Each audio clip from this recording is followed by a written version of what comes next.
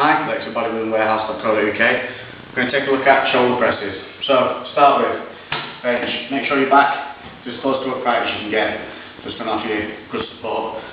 Stop you leaning back and arching your back. Put a lot of pressure on your lower back. You want to keep your ass against the back of the bench. Pull your shoulders back, press against the back of the bench. So when you're down, really set yourself nice and deep in the seat. So it's good support. So I mean, our bench doesn't go exactly upright, but get it as upright as you can on yours. So from here, what you're going to be doing, again, another thing about not overstretching your shoulders, because the shoulders take a lot of punishment in the gym, so you need to look after them. So with the shoulder press, come down to say about just below a right angle. There is no need to come down here.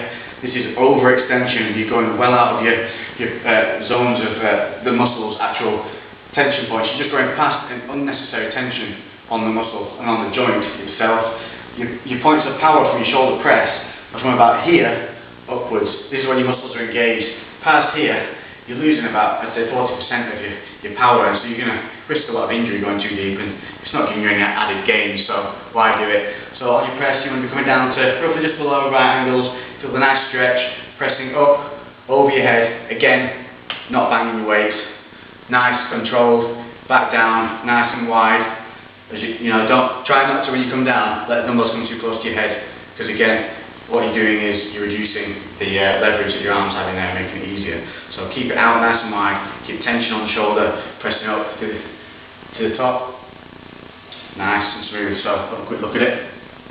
Coming up again, if you've got a spotter and you're doing quite heavy, get your spotter, once you've got the weights from here, to take you up to the top. Let your muscles set in and start from there.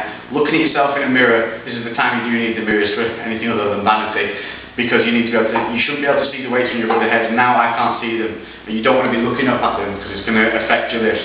So from there, down to a nice, just below 45 degrees, about there I feel it. Press back up, don't bang the weights. Down and back up. Nice, smooth movement above your heads. When you're done, try not to dump the weights, bring them down controlled.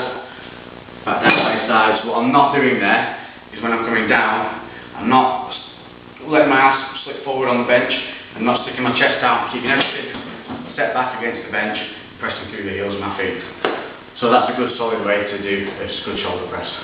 What we have seen recently in some studies is another variation on this, and it's a personal opinion if you want to try this, but what they're saying is to press. This is a normal press. They're saying to press with your palms facing inwards, as it puts a lot less stress on the joints. So that would be pressing up, same manner, and back down. Just try to stop letting your elbows come too deep in. Just find a comfortable position and press up. Personally, I prefer the other way. But I mean, you could use it if you like, just as another variation. Then I mean, you could do 2 exercises with a press, because it is a different angle of attack and maybe worth looking at. But overall, that's a shoulder press motion, and should give you a nice effect and good gains.